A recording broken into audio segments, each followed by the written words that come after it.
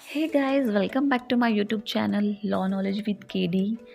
आई hope जो मैं videos बना रही हूँ लॉ लेक्चर से रिलेटेड आप सभी को वो अच्छी लग रही होंगी और समझ भी आ रही होंगी। अगर आपको मेरी वीडियोस अच्छी लग रही हैं तो सबसे पहले मेरे चैनल को सब्सक्राइब कर लीजिए और press the notification bell icon, ताकि जब भी आपको मैं कोई नई वीडियो डालूँ तो आपको इंस्टेंट नोटिफिकेशन मिल जाए। ठीक है, तो आज का हमारा जो टॉपिक है वो है प्लेंट, जिसे कि ऑर्डर 7 में सीपीसी में डिफ़ाइन किया गया है। तो प्लेंट जो है एक इम्पॉर्टेंट डॉक्यूमेंट होता है किसी भी कोर्ट में सिविल सूट फाइल करने के लिए। तो सबसे पहले मतलब एक बेस होता है, अगर आप किसी केस को कोर्ट में डाल रहे हो, सिविल कोर्ट में डाल रहे हो, तो प्लेंट जो होता है एक इम्पॉर्टेंट नेसेसरी डॉक्यूमेंट होता है जिसके बिहाफ पे आपका पूरा केस जो है फाइल किया जाता है। प्लेंट जिसमें कि आप सभी अपने फैक्ट्स को शो करते हो, मेंशन करते हो कि आप क्या चाहते हो कोर्ट से, आप क्या रिलीफ चाहते हो, क्या क्या आपके साथ हुआ, किसके अगेंस्ट आप अपना केस डाल रहे हो। तो ये सभी जो इम्पोर्टेंट चीज़ें होती हैं आप उस प्लेंट पे मेंशन करते हो, तब जाके आप सिविल कोर्ट में अपने प्लेंट जो है फाइल करते हो। तो प्लेंट को पढ़ने से पहले हमें ये जानना होगा कि प्लेंट होती क्या है। ठीक है, तो जो एक्चुअल में प्लेंट होती है कोर्ट को ये बताती है कि किस पर्सन ने प्लेंट फाइल की है और किसके अगेंस्ट जो है फाइल की है। जो प्लेंट होता है वो प्लेंटिफ की ओर से कोर्ट में पेश किया जाने वाला वो लीगल डॉक्यूमेंट होता है जिसमें प्लेंटिफ उन सभी फैक्ट्स को मेंशन करते हैं जिसके बेस पे वो कोर्ट से रिलीफ की मांग करता है। प्लेंटिफ कौन होता है?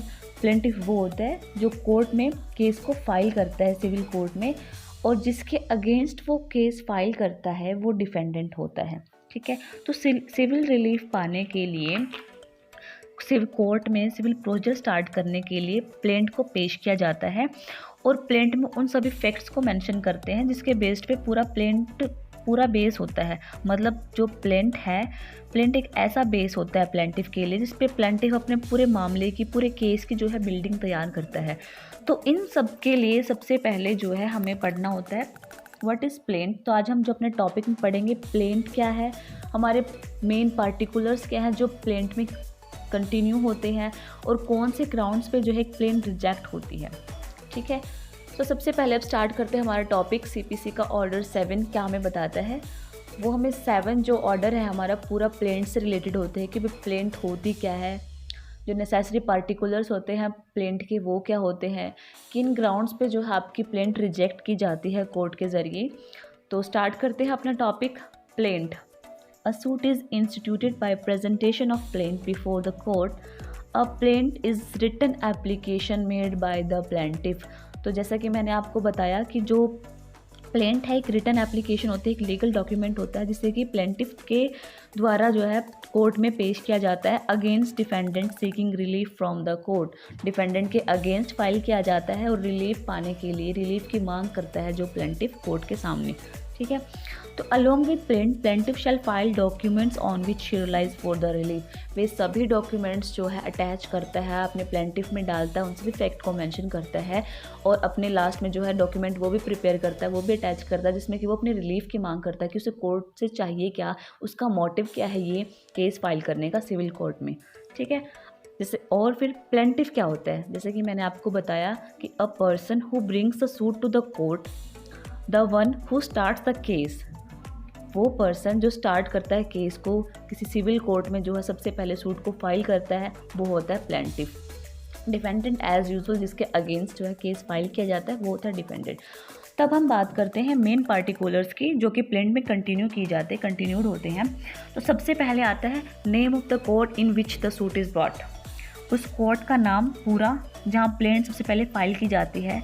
जैसे कि मान लीजिए हम पानीपत डिस्ट्रिक्ट कोर्ट में अपना केस फाइल कर रहे हैं, मैं अपना प्लेंट फाइल कर रही हूँ, तो जो प्लेंट का सबसे पहले जो हेडिंग होगी वो आपके मैटर की होगी और आपकी कोर्ट की होगी कि इस कोर्ट में आपने जो अपना सूट डाला है।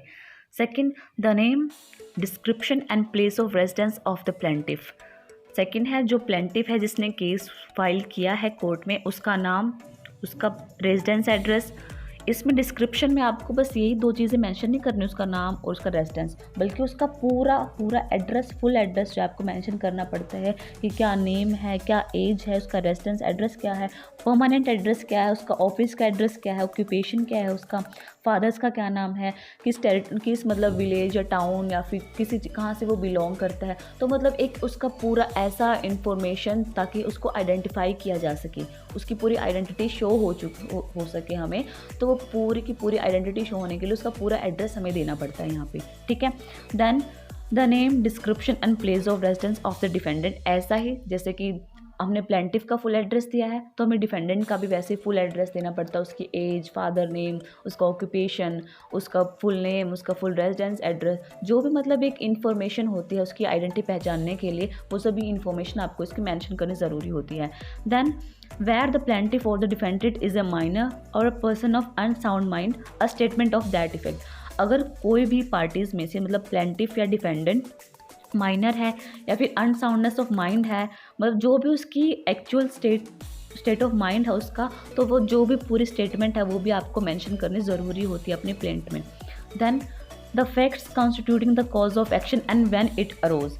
सबसे इम्पॉर्टेंट, आप प्लेंट फाइल करते हो उसमें आपको अपने जो सारे के सारे फैक्ट्स जो है मेंशन करने पड़ते हैं, कि कॉज ऑफ एक्शन मेंशन करना पड़ता है कि कब ये आपके साथ कॉज ऑफ एक्शन हुआ, कहाँ हुआ और उसकी क्या टाइमिंग थी, किस टाइमिंग पे हुआ, कहाँ हुआ, उसका मतलब पूरा एक तरह से आपको फुल डिटेल्स वाइज उसको लिखना पड़ता है, उसको मेंशन करना पड़ता है अपने प्लेंट में।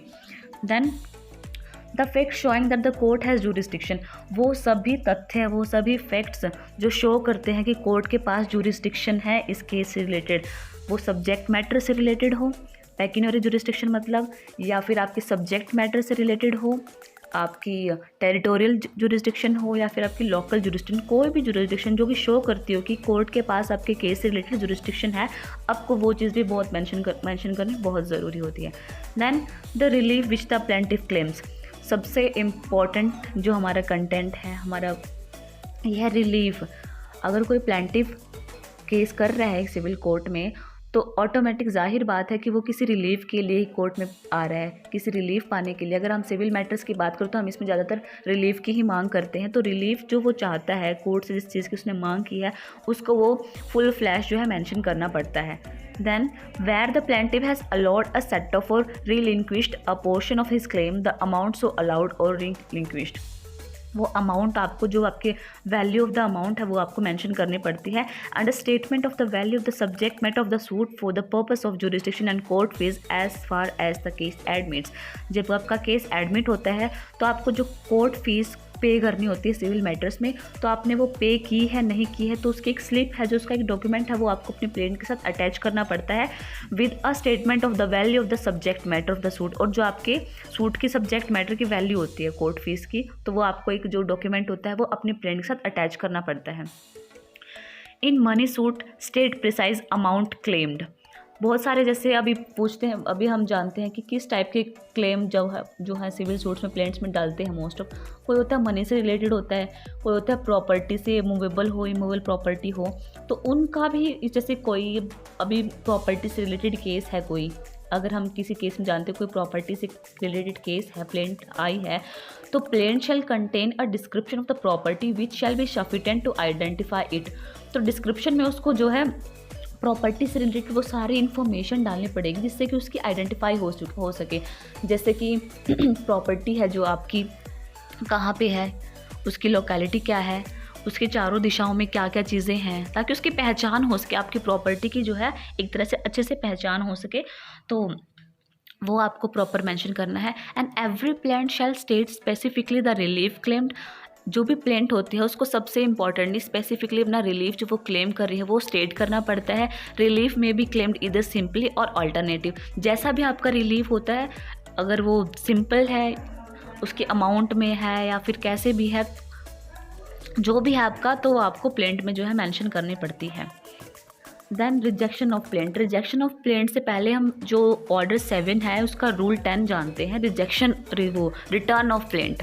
रिटर्न ऑफ प्लेंट आपकी होती है अगर if the court has no jurisdiction, जहाँ पे कि क्लियर शो हो जाता है कि कोर्ट के पास जूरिस्डिक्शन ही नहीं है आपके केस को समझने की, आपके केस को जो है ट्रायल करने की, तो वहाँ पे the plaint is based barred by the law of limitation by other law must be rejected, जो रिजेक्ट हो जाएगी वहाँ पे। लेकिन अगर आपके पास कोई जो है जूरिस्डिक्शन ही नहीं है, या फिर अगर आपको जो कोर्ट है उसको लगता है कि जो आपका केस है वो जो आपकी प्लेंट है उसमें कुछ खामियां हैं, तो वहाँ पे वो आपके प्लेंट को रिटर्न भी कर सकता है। और रिजेक्शन ऑफ प्लेंट जो आपका तब आता है कि कब किन ग्राउंड्स पे जो आपकी प्लेंट जो है रिजेक्ट हो जाती है, कोर्ट क्यों आपकी प्लेंट को रिजेक्ट करती है, तो आइए जानते हैं उनको। तो where it does not disclose the cause of action, जहाँ पे जो प्लेंटिफ है अपने कॉज ऑफ एक्शन को फुल फ्लैश जो है डिस्क्लोज नहीं करता, उसके फैक्ट्स को डिस्क्लोज नहीं करता अच्छी तरह से, वहाँ पे आपकी प्लेंट जो है सिविल कोर्ट जो है रिजेक्ट कर देता है। Then where the relief claimed is under valued and the plaintiff on being required by the court to correct the valuation within a time to be fixed by the court fails to do so, जो आपने relief claim किया है वो under valued है, ठीक है, plaintiff ने जो क्लेम किया है वो अंडर वैल्यूड है। जब कोर्ट ने उसको करेक्ट करने के लिए आपको एक पर्टिकुलर टाइम दिया, पर आपने उस पर्टिकुलर टाइम में भी अपनी वैल्यू को करेक्ट नहीं किया और उसको करने में आप सफल नहीं होते हो, तब भी आपकी जो प्लेंट है वो रिजेक्ट कर दी जाती है। Then where the relief claimed is properly valued, ठीक है, अमाउंट जो आपने क्लेम की वो सही है, but the plaint is written upon paper insufficiently stamped, पर जिस पे आपने प्लेंट को लिखा है उस पेपर पे वो पूरी तरह से स्टैम्प्ड नहीं है। And the plaintiff on being required by the court to supply the requisite stamp paper within a time to be fixed by the court fail to do so, और फिर आपको जो कोर्ट है उस चीज़ को भी ठीक करने के लिए जो स्टैम्प पेपर का जो पेज है आपको ठीक करने के लिए दोबारा प्लेंट फाइल करने के लिए टाइम दे दिया है, लेकिन आप उस पर्टिकुलर टाइम में फिर वो करने में मतलब कर नहीं पाते, उसको फेल हो जाते हो उसको करने में, तब भी आपकी प्लेंट रिजेक्ट हो जाती है। Where the suit appears from the statement in the plaint is to be barred by any law, और अगर आपका जो स्टेटमेंट आपने लिखी है वो क्लियरली शो हो जाती है कि जो ये plaint has based by the law of limitation and other law must be rejected, अगर ये शो हो जाता है कि भी कोर्ट के पास जुरिस्डिक्शन नहीं थी, या फिर ये जो आपका आपने स्टेटमेंट लिखी है वो किसी लॉ ऑफ लिमिटेशन या फिर मतलब बार कर रही है किसी भी कानून को आपके, तो वहाँ पे भी जो आपकी प्लेंट है वो रिजेक्ट कर दी जाती है। And where it is not filed in duplicate, अगर आप जब भी प्लेंट फाइल करोगे तो आपको जो है डुप्लीकेट कॉपीज़ आपके पास अटैच होनी चाहिए, जब भी आपके पास नहीं होती वो तब भी आपकी प्लेंट, अगर हमें मतलब एक प्लेंट जो हमारा होता है ना हमारे केस को स्ट्रॉन्ग करने का सबसे इम्पॉर्टेंट पार्ट होता है, अगर हमारी प्लेंट अच्छे तरह से मतलब जितने भी कंडीशंस होते हैं, जितने भी नेसेसरी इंपॉर्टेंस कंटेंट होते हैं वो सभी कुछ मेंशन कर दिए जाते हैं, तो आपको फिर डरने की ज़रूरत नहीं है कहीं रिजेक्ट ना हो जाए, तो वहाँ पे आपको डरने की ज़रूरत नहीं है। लेकिन अगर आपकी प्लेंट ही अच्छी तरह से फाइल नहीं होती, ड्राफ्ट नहीं की जाती, तब जो है मोस्ट ऑफ केसेस में जो आपकी प्लेंट है वो रिजेक्ट कर देती है कोर्ट, ठीक है। तो बस यही था, थैंक यू। आई होप आपको मेरा जो कंसेप्ट था समझ आया होगा, क्योंकि मैंने आपको आज बहुत इजी वे में आपको ये कंसेप्ट समझाया है। रिजेक्शन ऑफ प्लेंट भी हमने कर लिया है कि क्या क्या जो हमें इंपॉर्टेंट पर्टिकुलर्स होते हैं प्लेंट में वो भी देख लिए हैं, प्लेंटिफ कौन होता है, डिफेंडेंट कौन होता है, और एक प्लेंट होती क्या है बेसिक में, और ये सिविल कोर्ट्स में फाइल की जाती है, ठीक है। तो आई होप आपको वीडियो अच्छी लगी हो, अगर वीडियो अच्छी लगी हो तो चैनल को सब्सक्राइब करिएगा, लाइक कीजिएगा और कमेंट में बताइएगा अगर मेरे से कोई गलती होती है तो वो भी मुझे कमेंट में आप ज़रूर बताइएगा कि मैं कहाँ गलत हूँ, ताकि मैं अपने आप को ठीक कर पाऊँ। और अगली वीडियो में बताइएगा आपको कौन से जो है कंसेप्ट चाहिए हैं, तो मैं आपको उन पे ज़रूर वीडियो बनाऊँगी। Thank you.